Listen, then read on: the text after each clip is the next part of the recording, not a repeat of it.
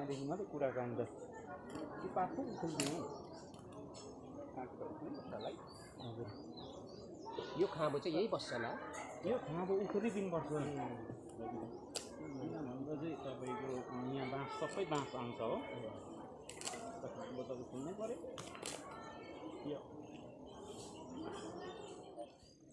आज चाहिँ तपाईँको यसरी गार्जेनहरू पनि आएर यहाँनिर काम दामादम सुरु भइसकेको छ है र एकदमै दामी पाराले सुरु भइसकेको छ र यो आज हामी यो चिल्ड्रन पार्कलाई चाहिँ तपाईँको फेन्सिङ गर्नेवाला छौँ एकदमै अर्ग्यानिक फेन्सिङ हुनेवाला छ र एकदमै राम्रो हुन्छ तपाईँहरू हेर्दै जानुहोस् है साथी हो हामी चाहिँ यहाँनिर बाँस ल्याउनु जाँदै समय हाम्रो ठ्यान्डुप लबेल आएको बारीमा उहाँले भालु बाँस दिनुभएको छ र हाम्रो अगाडि ज्योति भाइ त्यहाँदेखि उता हाम्रो पारीको भाइ त्यहाँदेखि उता पर हाम्रो एमके भाइसँग चाहिँ म लाग्दैछु बाँसघारीतर्फ र लगेर आज चाहिँ मजाले बारबेर गरिन्छ यहाँनिर हामी चाहिँ अब भाइहरूसँग बाँस ढाल्ने काम गरिँदैछ यो चाहिँ तपाईँको भालु बाँस हो एकदमै दामी हुन्छ यो बाँस चाहिँ तपाईँको नि बारबेर गर्नु चाहिँ र यहाँ भाइहरूले लगाउनु हुँदैछ अब लानुपर्छ एकछिन भएर ठिक्कै ज्योति भाइले इन्ची टेप पनि लिएर आएछ नि त साह्रो राम्रो भयो यो चाहिँ नापी लानुपर्छ अब 8 फिटे चाहिँ बनाएर लानुपर्छ कि मजाले त्यहाँदेखि चाहिँ लगेर काममा लगाइन्छ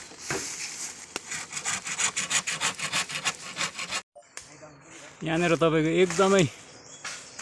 बाँस चाहिँ अर्किएर साह्रो परिराखेको छ उमाथि हेर्नुहोस् त तपाईँको हो रुखमा अल्झिगयो र यहाँ अब हामी पुरा बल गर्दैछौँ र तपाईँको हेर्नुहोस् न यहाँ बाँस ल्याउनुको लागि साथीहरू एकदमै आएर तैनात छ भने काट्नेले काटिराखेको छ र यसरी अब लिएर जानुपर्ने छ यही है बाँस चाहिँ तपाईँको यो यसलाई भालु बाँस भनेर चिनिन्छ है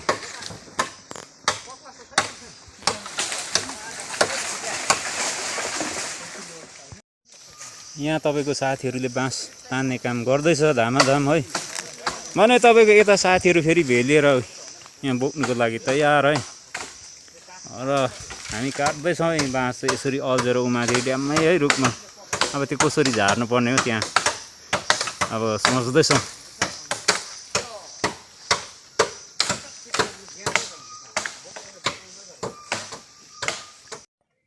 र चाहिँ तपाईँको यसरी हेर्नुहोस् त अड्किएर चाहिँ यहाँ हाम्रो आगेहरू माथि पछि बाँस चाहिँ गेर्ने काम गरिराखेको छ है एकदमै अड्की जाँदो रहेछ यो चाहिँ तपाईँको निकै साह्रै पर्ने काम हो सजिलो चाहिँ छैन 1-2जनाले चाहिँ सकिँदैन है अलिक चाहिन्छ बाँस यसरी ढाल्दाखेरि चाहिँ तपाईँको तान्ने चाहे तपाईँको है थुप्रो चाहिन्छ यसरी यहाँनिर तपाईँको बार्ने काम चाहिँ अब सुरु हुँदैछ है साथीहरू यहाँ चिया पिइराखेको छ र हाम्रो मिसहरूले चिया बाँटिराखेको यहाँ दृश्य र तपाईँको यहाँ हेर्नुहोस् त यो बाँस अघि ढालेको चाहिँ यही हो देख्नुभयो होला तपाईँहरूले है लिएर आइसकेको छौँ यहाँ यसरी हेर्नुहोस् तपाईँको चिम फुटाउँदैछ है भाइहरूले भने तपाईँको यहाँनिर टोपा खन्ने काम पनि धमाधम चलिराखेको छ पोस्ट पनि यहाँनिर ठहराउँदैछ है काम चाहिँ यसरी लगातार रूपमा अघि बढेर गएकै छ भने यता हाम्रो भाइहरू अघि आएर हो पासाङ भाइ यता टाँसी भाइ यता हाम्रो पारीको भाइ है र यसरी चाहिँ आज एकदमै राम्रोसँग हाम्रो काम चलिराखेको छ र तपाईँको नि यो काम चाहिँ एकदमै सुचारू रूपमा समाप्त हुनेछ भनेर म जानकारी पनि दिन चाहन्छु र हाम्रो एनएस आज्ञा लिएर आइहाल्नु भयो तपाईँको तारदेखि लिएर सुता हो र यस्तै छ हो तपाईँको यहाँ हाम्रो लबेलाले झ्याम्पल हानिदिनु हुँदैछ यहाँ बुहारी भाउजू भएर चाहिँ सघाइदिइराखेको छ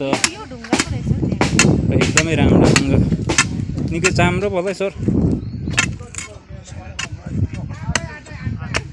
हजुर र मजाले माटो निकालिदिइराखेको छ हाम्रो चेली खाल्दै भने तपाईँको यहाँनिर अनस भाइ निकै चाम्रो है हजुर अन्त त नि बाँझो टोर्नु भनेको खेलाइ चाहिँ कहाँ होला र यसरी भाउजूहरू बुहारीहरू आएर सबैले सघाइदिँदैछ है यहाँ चाहिँ चेली खाल्दै पनि सबै आफ्नो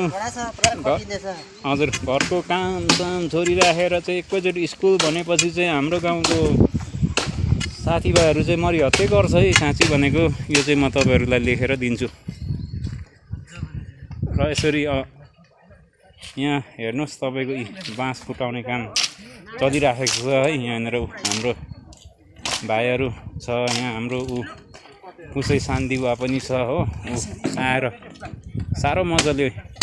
प्लाङ फुटाइदिनु हुँदैछ बाँस हो हजुर प्लाङ बाँस ज्योति भाइले फेरि यति दामी मिलाएर टक टक टक टक टक गेडिदिन्छ हो शान्तिवाले फेरि प्लाङ फुटाइदिएपछि त हेर्नुहोस् तपाईँको उमाथि फेरि बाँस ल्याउने हाम्रो साथीभाइहरू गाउँको हो ड्याम्मै तपाईँको बाँस पनि यसरी आइपुगिसकेको छ अब बार्नै मात्रै रहेको छ यहाँनिर तपाईँको पोस हालेपछि बार्नै मात्रै रह्यो त्यहाँदेखि चाहिँ तपाईँको एकदमै दामी फर्स्ट क्लास भएर यो समाप्त हुनेछ र यो फिनिसिङ मुभ आउनेवाला चाहिँ यहाँनिर र यसरी भाइहरू बिचरा गलेर हत्तु भइसक्यो है हाम्रो एमके निजाले हात उठाइदिनु भयो र यसरी आज्ञाहरू हुनुहुन्छ हो माथिल्लो गाउँबाट उहाँहरू बिचरा है हाम्रो एमटी आज्ञा त सधैँ नै आइबस्नुहुन्छ भने यता हाम्रो पारीको हाम्रो दाजु यता भाइ छौँ हामी र यसरी एकदमै रमाइलो पनि भइरहेको छ साथीभाइहरूसँग भेटघाट हुँदाखेरि र यो आजको दिन चाहिँ एकदमै प्रोग्रेसिभ हाम्रो रहेको छ भनेर म भन्न चाहन्छु र यो चाहिँ तपाईँको झुसिङथाङ स्कुलको यो तपाईँको चिल्ड्रन पार्कको दृश्य तपाईँहरूलाई